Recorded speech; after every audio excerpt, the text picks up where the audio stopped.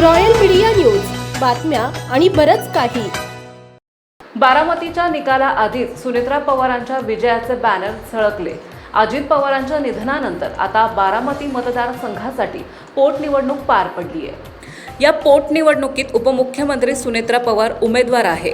या पोटनिवडणुकीचा निकाल 4 मे रोजी लागणार आहे. दरम्यान निकालापूर्वीच सुनेत्रा पवारांच्या विजयाचे बॅनर लावण्यात आले आहेत. बारामतीतून सुनेत्रा पवार प्रचंड बहुमताने विजयी होतील असा विश्वास कार्यकर्त्यांनी व्यक्त करत बॅनर लावण्यात आला आहे. बारामती विधानसभा पोटनिवडणुकीच्या निकालापूर्वीच उपमुख्यमंत्री सुनेत्रा पवारांच्या विजयाचे फ्लेक्स लागले आहेत.